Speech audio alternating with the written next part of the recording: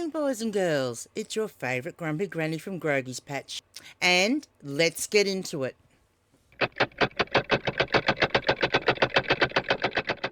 It's Leanne from Grogy's Patch here. I'm just about to pack up this absolutely beautiful antique 1892 Bible. So I just thought I would go through what I do when I'm packing up something so precious.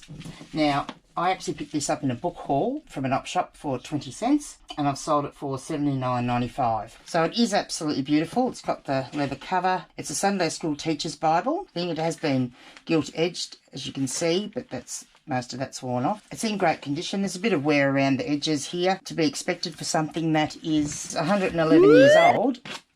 I guess we're going to expect a bit of wear around the edges, but I want to make sure that it gets to the buyer in the same condition that it's in here. So normally with a Bible or a book, I would just put it in a padded mailer, but because this is a little bit special and I'm a bit partial to antique books and looking after them and making sure that they keep living, I take a bit more care with something like this. So first up, I've got my thank you card, which I'll put upside down on a piece of bubble wrap, and then put the book face down.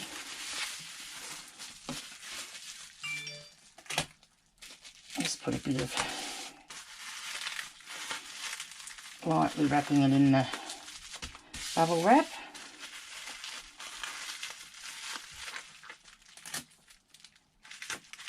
Alright, so there's that. Then what I've done is I've actually Frankensteined a little protector for it. So I've just used a piece of off-cut cardboard. When you live in a bush, I can't walk into a Bunnings and find the perfect box or go to Officeworks and buy special protective sleeves. It's too far to drive. I've got an hour's drive to the closest Bunnings and an hour and a half at least to the closest Officeworks. So I make a lot of my own packaging. And the important thing is the edges to make sure that they're protected. And I keep these narrow bits because sometimes they're great for books like this. So what I've done is I roughly measure how wide the book is. Now this particular piece of cardboard already had a pre-existing fold there and a pre-existing fold there. So I put the book here, roughly measure where I need the other seams to go. I actually have a quilter's ruler and run the Stanley knife down both those spots.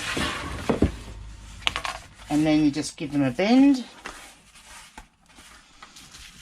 And best to bend them before you put the book in, because otherwise you'll squish the book. And then we just do this.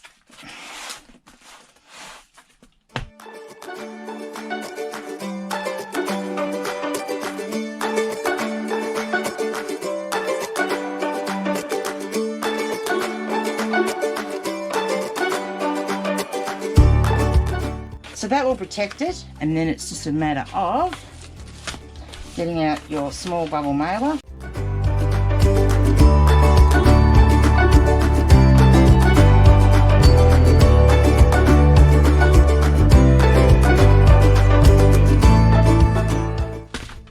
Nice there, nothing's going to move around, so the book's not going to get wrecked.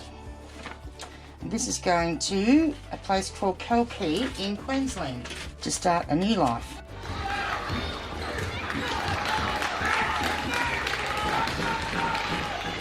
I will see you on the next one.